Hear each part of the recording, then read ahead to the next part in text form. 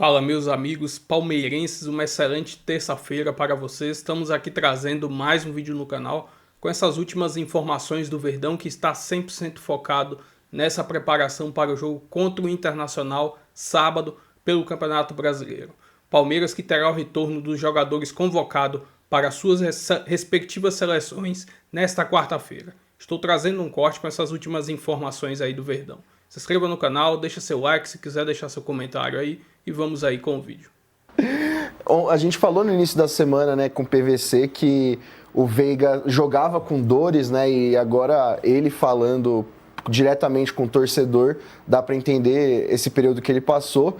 E um ponto importante dessa volta do Veiga é que é um período muito específico e que pode ser positivo para ele, porque ele perde a vaga no time porque o Maurício está muito bem. E aí o Abel tira o Veiga do time. E aí agora o Maurício, ele sofreu uma pancada no último derby, sentiu dores e ainda não treina com o restante do elenco. Então o Veiga está voltando numa posição onde o jogador que tirou a vaga dele já não vinha tendo o mesmo destaque e agora está fora de combate. Então essa próxima semana, né, o jogo contra o Inter e contra o River, pode ser essa redenção que muitos torcedores do Palmeiras ainda esperam do Rafael Veiga. Todo mundo esperando. Agora vamos voltar ao bumbo, hein? Mais uma vez um bumbo pra ele, porque ele merece um bumbo duplo. Não é um furo, mas assim, a gente bate bumbo pra furo, mas a gente tá dizendo aqui, semana retrasada, de que ninguém confirmava que o Veiga estava jogando com dor, mas que a queda de rendimento do Veiga, como ele foi pro departamento médico para tratar do pubis, tudo indicava que ele estava jogando com dor, sem ninguém admitir que ele estava jogando com dor. E eu perguntei pra gente, dentro do Palmeiras, ele já estava jogando com dor? Ou ele foi para o departamento médico para curar por uma outra coisa. E ninguém confirmou. Agora está confirmado. Ele estava jogando mal e ele estava jogando... Eu não vou dizer ele estava jogando mal porque estava jogando com dor. Não. Mas assim, ele estava jogando mal e ele estava jogando com dor. Você caiu na pergunta que eu ia te fazer, PVC. Ele estava com dor, ele está relatando isso, e é óbvio, né, que jogar com dor é um incômodo tremendo, o jogador não ter que passar por isso. A vida de atleta, ela é dura, né, mas é muito ruim o jogador ter que passar por isso. Mas será que as dores, elas explicam todo o rendimento do Veiga recente? Ou você acha que há algum fator a mais? Eu acho que a gente vai ter certeza disso quando ele voltar a jogar. Mas a minha impressão é que a queda vertiginosa tem a ver com a dor. Eu lembro muito, a primeira coisa que eu aprendi, a gente já ouviu o Kaká falando que jogador sempre joga com dor, e o Kaká falava muito isso na Copa de 2010, quando ele tinha um problema no quadril, e as pessoas diziam que ele não ia voltar a jogar mais, ele jogou ainda, mas 5, 6 anos em bom nível, não voltou a ser Kaká melhor do mundo, mas jogou em bom nível, ele jogava com dor no quadril, mas a primeira vez que eu ouvi, ou melhor, li sobre o relato de jogador sempre joga com dor, mas nem sempre a dor é limitante, foi do Van Basten. O Van Basten fez 6 cirurgias no tornozelo e fez o último jogo oficial dele aos 28 anos de idade, em 93. E a dor dele, o problema dele começou numa campanha de Recopa da Europa, a velha Copa dos Campeões de Copas da Europa, que o Cruyff era técnico do Van Basten e o Cruyff queria ganhar a Recopa de qualquer jeito. E o Van Basten teve uma lesão séria de tornozelo, e o Cruyff falou, você opera depois do torneio. E isso agravou a lesão do Van Basten. O Van Basten fez a cirurgia do tornozelo e quando encerrou a carreira, o Van Basten disse, eu nunca mais joguei sem dor. E veja que o Van Basten foi o melhor do mundo depois disso. Ele jogando com dor, ele foi eleito o melhor do mundo em 92. Mas ele nunca mais jogou sem dor. O que acontece é que a dor, às vezes, não é limitante. E às vezes é. Se você estica a perna para fazer um passe, o passe não vai sair. Eu gosto da simulação. Faz de novo, PVC. Se você estica a perna para fazer o passe... Não vou fazer de novo. Você, além de um ótimo jornalista, você também é um bom ator, PVC. Você não consegue esticar a perna para fazer um desarme, para fazer um passe, para fazer um lançamento, para fazer um chute. Se te limita nesse sentido, o teu desempenho vai cair. E a impressão pela soma das informações, Veiga jogando muito mal, Veiga vai para o departamento médico tratar o pubis, ele já estava com dor? Ninguém responde, silêncio. Ele volta e diz, é muito ruim estar jogando com dor? Tá a noção disso. A dor dele chegou a ser limitante. Então, se não é toda a queda de rendimento, uma parte da queda de rendimento se deve ao fato de que ele estava jogando limitado. Acho que o que você está falando vale não só para jogadores de futebol, mas se estende aos atletas de outros esportes. Igor Siqueira, a gente viu ele ali. É difícil você achar, é difícil não, eu diria que cravo que é impossível você achar um atleta que nunca tenha jogado com dor, né? Que a dor, inclusive, não faça parte da vida deste atleta. O corpo é muito sacrificado em qualquer esporte de alto rendimento, então é muito complicado e o Veiga vem passando por isso. Qual que é a percepção interna, hein, sobre esse rendimento, hein, Latifi? O PVC está trazendo essa informação junto com essa percepção também. É de que a grande questão envolvendo o Veiga, né? E o Abel ainda tentou, insistiu com ele ali no início da temporada, mas ele não conseguiu performar como ele já fez, embora os números dele estejam até bons, né? Mas ele não consegue ser o Veiga de antes. É muito atribuído a esta questão física ou vai além disso?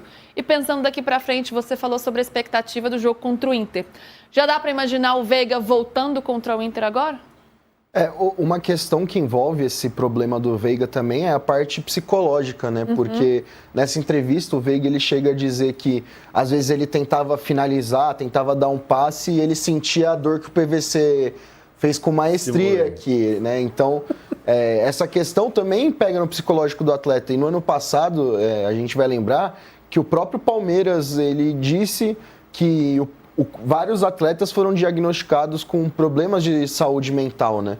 Então é um fator que também atrapalha. E aí esse período que o Veiga ficou fora para o Palmeiras foi bom tanto fisicamente, que deu esse período a mais para ele se recuperar, quanto mentalmente, né? Porque o Veiga ele desperdiça a penalidade do Paulistão no jogo de volta. Ele não participa do derby da Copa do Brasil, né? Só no segundo jogo que ele entra no final. Então, também é uma chance dele resetar. E sobre a volta no jogo contra o Inter, a informação que eu tenho é que pelo menos relacionado ele deve ser.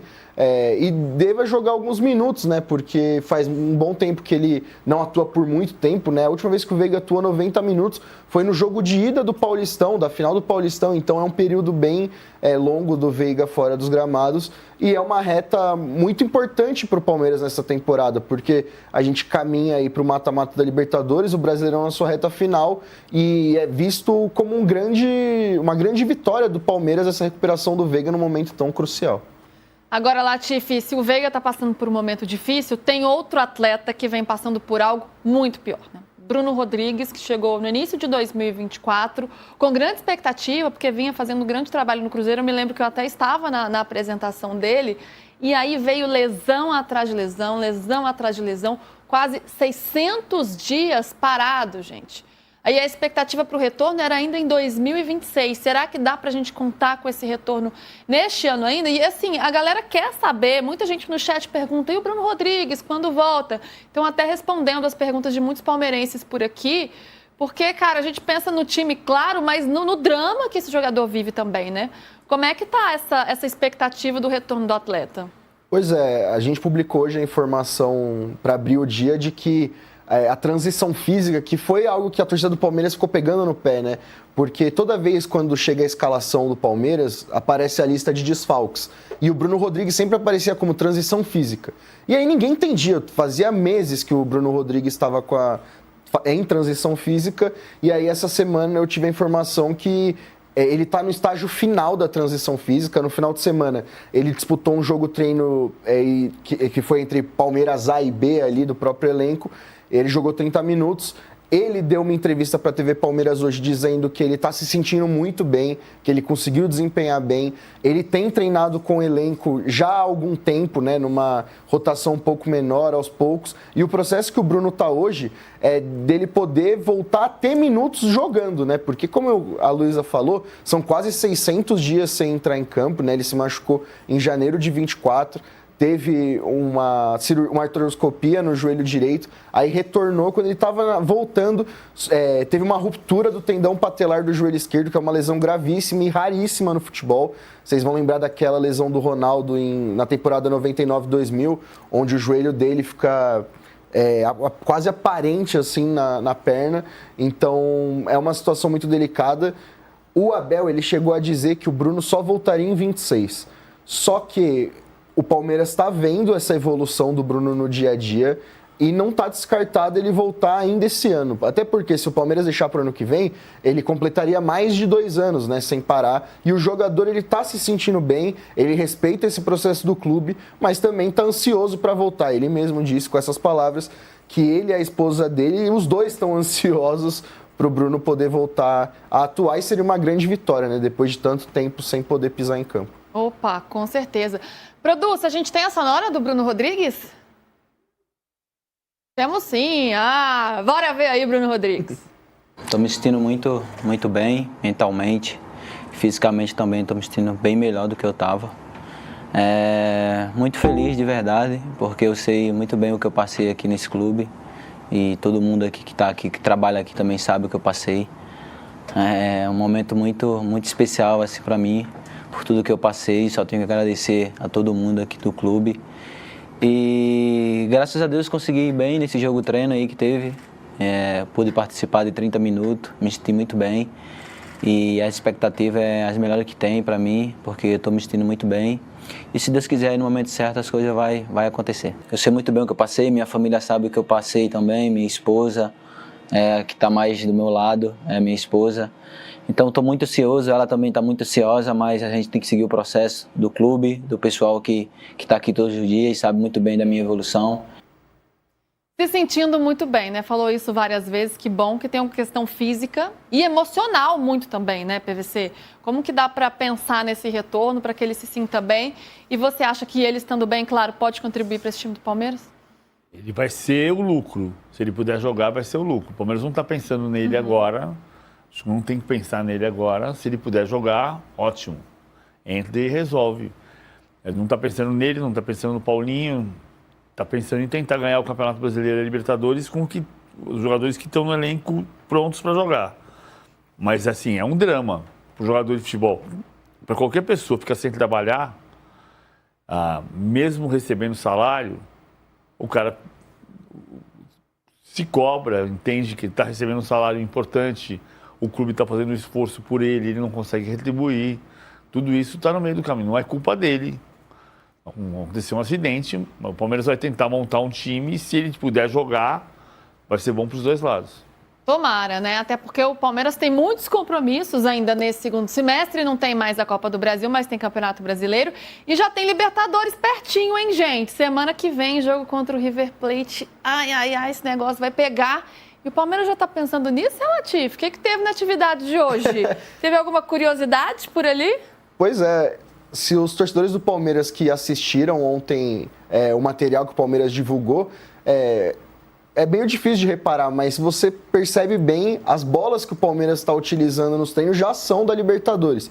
O Palmeiras tem o treino agora, tem o jogo contra o Inter no sábado, e aí o jogo contra o River na próxima semana, só que já está rolando aquela ambientação, né, porque é uma bola diferente, a marca da bola também, do Brasileirão e da Libertadores são diferentes, então já é o Palmeiras pensando nesse confronto que, como a gente está falando aqui desde o início da semana, é muito decisivo, pode mexer com o futuro do Abel, que a gente falou ontem, futuro de jogadores do elenco, né, como é a situação do Veiga, pode ser aquele jogo que muda a atmosfera totalmente, transforma o time, então o Palmeiras já começou a se mobilizar.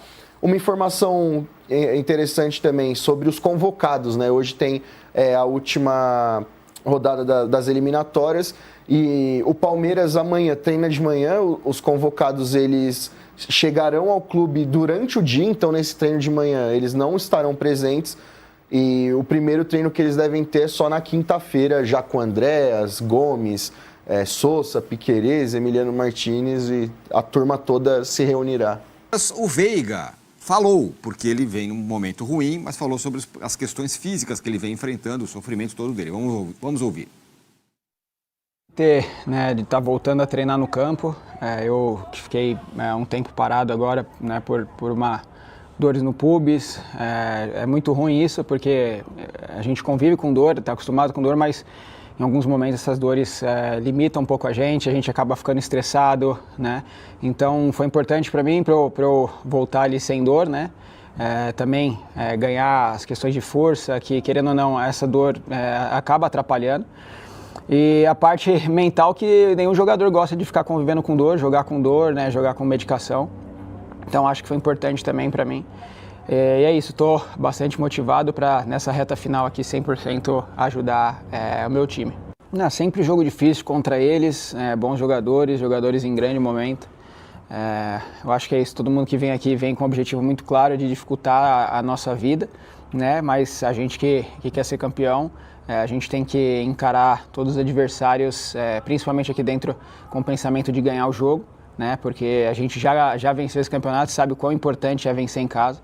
Então é isso, eu acho que com a ajuda de todo mundo, dos que estão aqui, dos que estão vão voltar da seleção também, e da nossa torcida, eu acho que a gente tem tudo para fazer um grande jogo. Bom, essas questões físicas explicam a má fase dele, né? Então, mas por que só agora, né? Já podia ter tirado ele antes. Por que expô-lo dessa forma? Expor o jogador dessa forma? Assim. Então. Agora, vamos lá.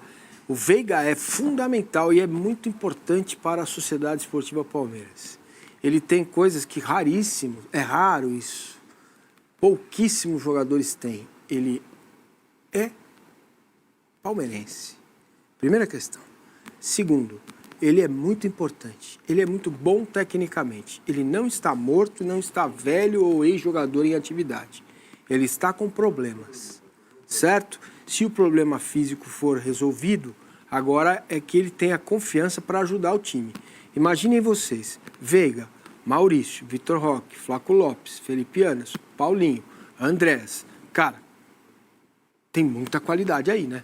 Dá para você fazer um belíssimo time para ser bastante competitivo. Paulinho, à parte, que é só o ano que vem, imagina, projeta elenco, que ele não vai sair do Palmeiras amanhã, entendeu?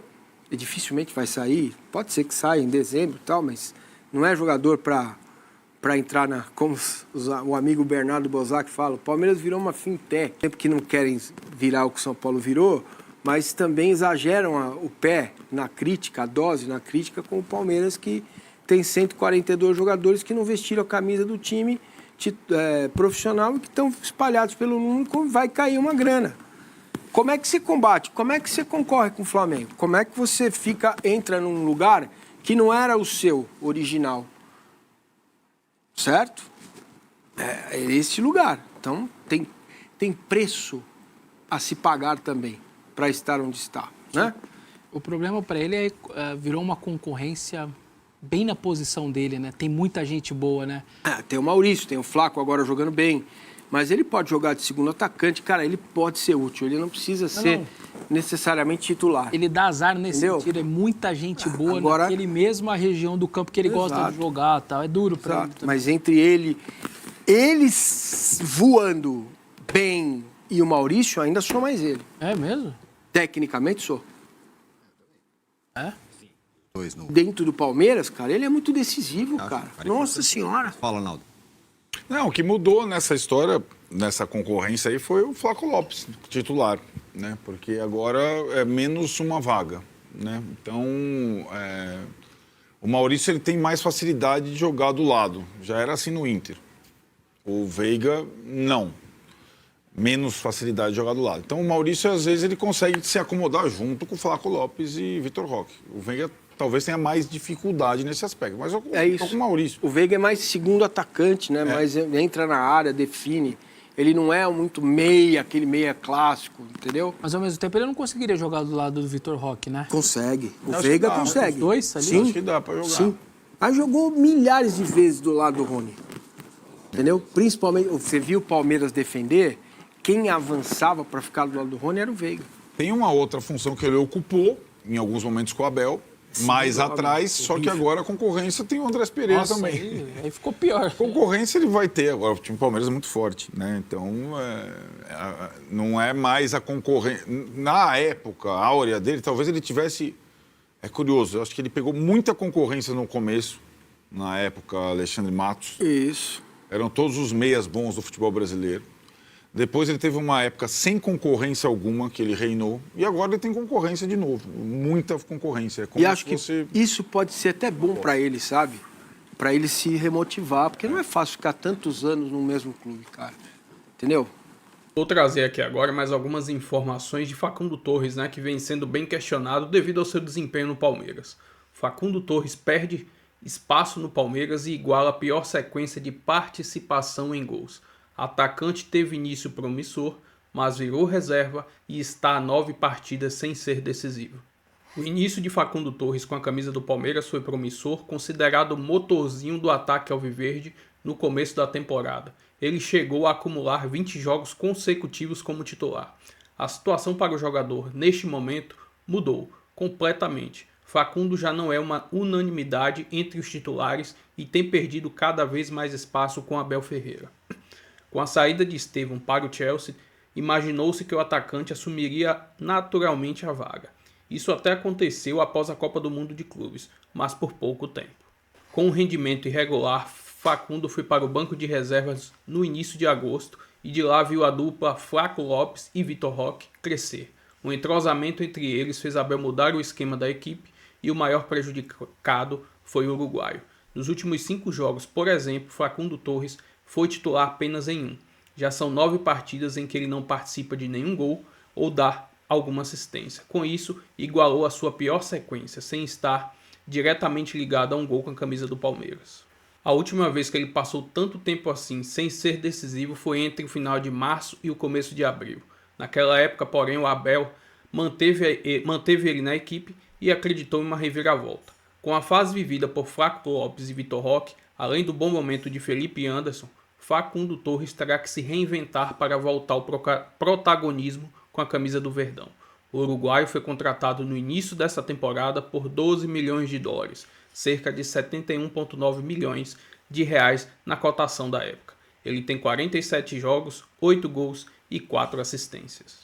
Enfim, uma matéria aí falando sobre essa situação de Facundo Torres. O jogador não foi nem convocado para a seleção uruguaia nesse período de data FIFA, escancarando cada vez mais que ele não vem numa boa fase, não vem sendo bem aproveitado, e às vezes tem aquela questão que muitos chiadeiros da torcida, que o jogador também não tem essa qualidade técnica tão grande. Enfim, essa foi algumas das informações aí do Facundo. Se inscreva no canal, deixa seu like, se quiser deixar sua opinião nos comentários. Até o próximo vídeo. Valeu!